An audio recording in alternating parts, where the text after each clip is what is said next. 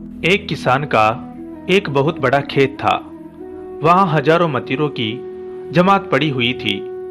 4 राही उधर से जा रहे थे। उन्होंने इन मतीरों का अवलोकन किया। मतीरे बड़े बड़े थे। उन्होंने अनुमान लगाया कि ये मतीरे बहुत ही मीठे होने चाहिए। चारों का मन खाने को ललचाया। उन्होंने बिना किसी की अनुमति प्रवेश कर लिया।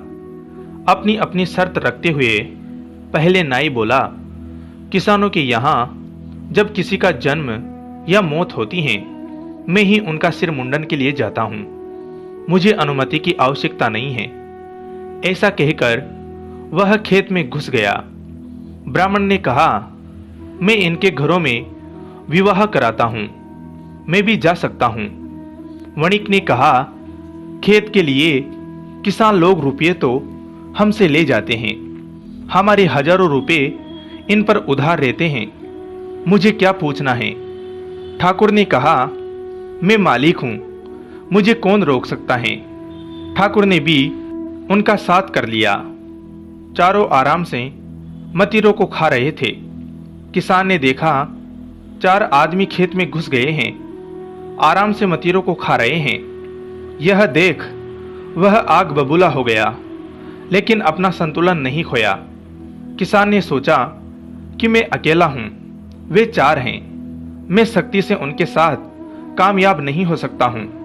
किसान ने एक निर्णय लिया कि मुझे उनके साथ ऐसी तरकीब से पेश आना है कि सांप भी मर जाए और लाठी भी नहीं टूटे। किसान ने सबसे पहले नाई को पकड़ा।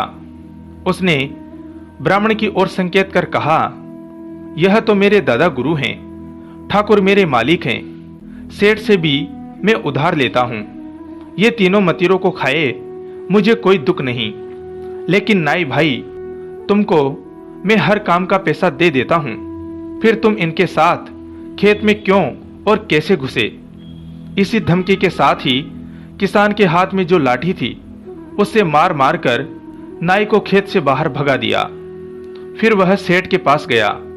सेठ से कहा, देखो सेठ, ब्राह्मण दादा गुरु हैं, ठाकुर मेरे मालिक हैं, लेकिन तुम कैसे घुसे। मैं तुमसे जो कुछ रुपया पैसा लेता हूं उनका मुंह मांगा ब्याज देता हूं, तुम्हारा यहां कोई अधिकार नहीं है। उसने सेठ को भी लाठी के इशारे से बाहर निकाल दिया। किसान ने अधिकार की भाषा में ठाकुर से कहा, ठाकुर साहब, मैं खेत को जोतता हूं, तुमको उचित लगान देता हूं, फिर तुम बिना पूछे मेरे खेत में कैसे घुसे। उसने ठाकुर को भी धक्का देकर खेत से बाहर निकाल दिया। अंत में ब्राह्मण अकेला ही रह गया। उसकी क्या चलनी थी। किसान ने उसे आसानी से खेत से बाहर पहुंचा दिया। काम समझ से होता है, शक्ति से नहीं। किसान ने विवेक से चारों पर विजय की झंडी फहरा दी। हमें विपरीत परिस्थितियों में क्रोध के स्थान पर समझ से काम लेना चाहिए। दोस्तों, कहानी आपको कैसी लगी कमेंट करके ज़रूर बताएं।